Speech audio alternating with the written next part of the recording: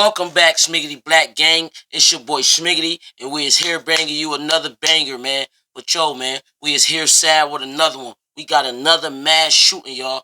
19 kids was killed and 2 adults was killed. You know what I'm saying? What is the world coming to, y'all, man? This shit is getting crazy.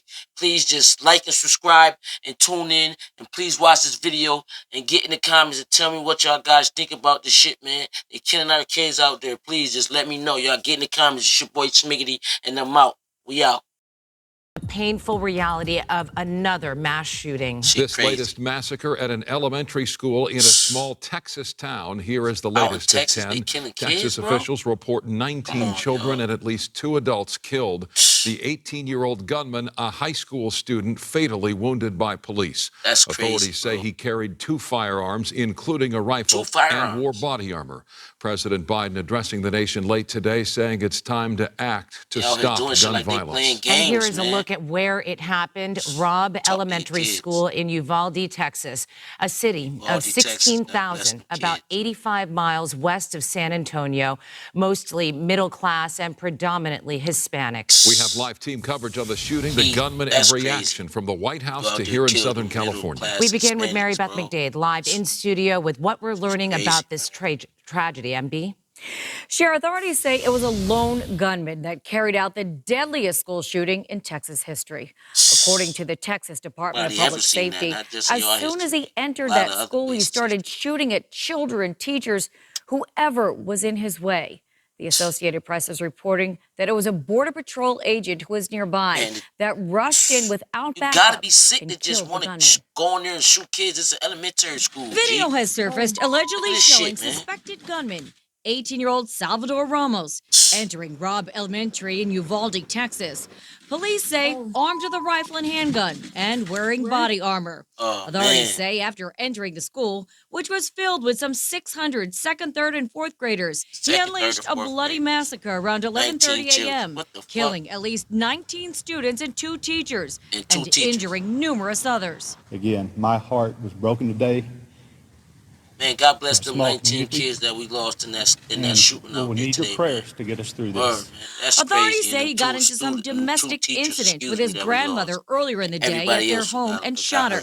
The Uvalde high school student then allegedly fled the scene and crashed his truck near the elementary school. A witness describes what he saw. Seen him jump the fence right here.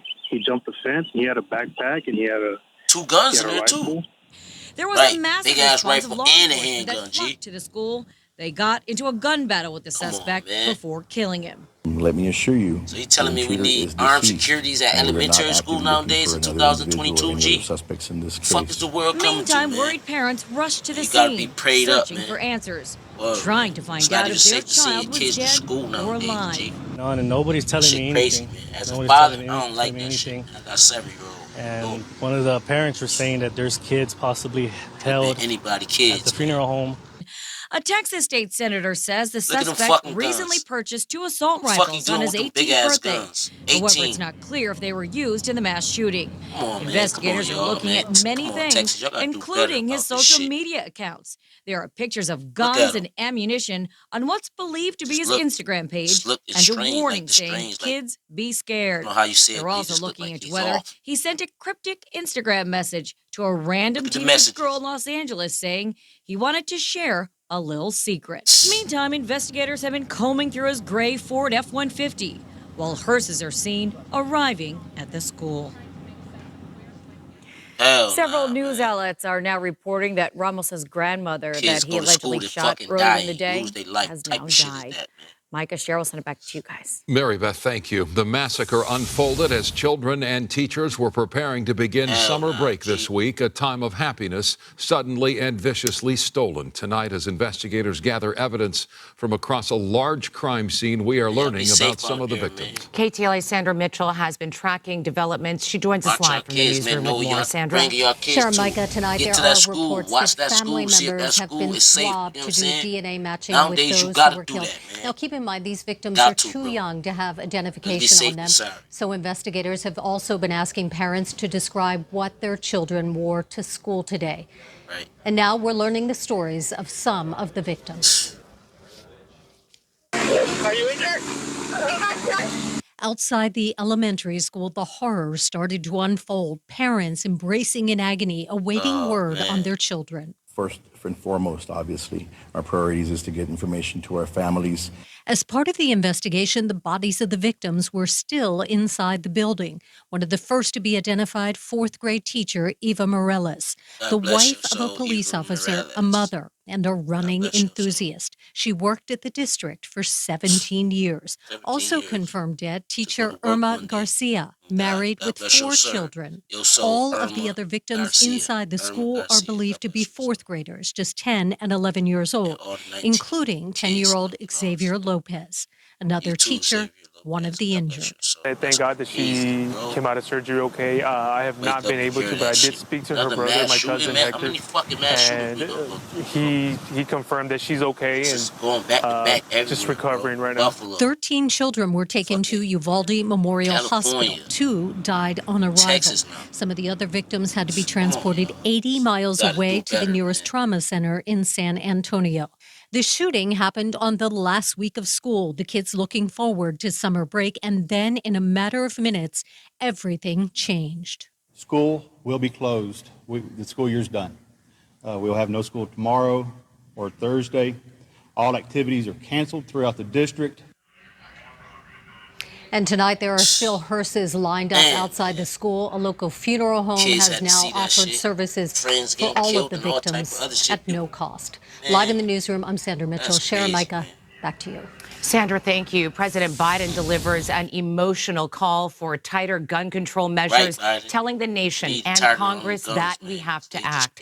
Lawmakers again urging for action to stop this senseless violence. One lawmaker taking to the Senate floor, begging for compromise. Reporter John Fenolio is live in the KTLA Center with that part of the story. John?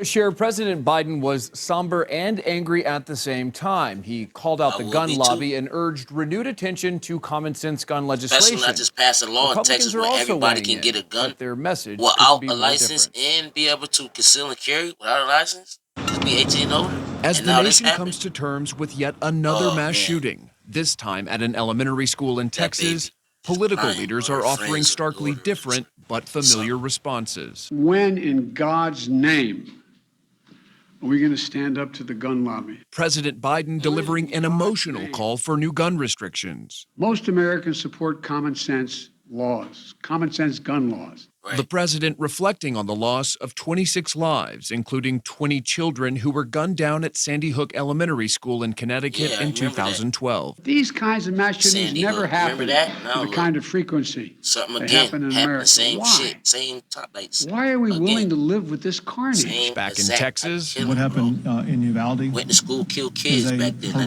They did it again. That cannot be tolerated in the state of Texas. Governor Greg Abbott calling on Texans to come together, while his Attorney General Ken Paxton renewed calls to arm teachers while appearing on Fox News. Every school district is going to have to decide that they want to protect their children, or we are going to continue to see this happen. And I'm not saying that we can stop every one of these, but we cannot have law enforcement get there fast enough to prevent this many people from being deceased.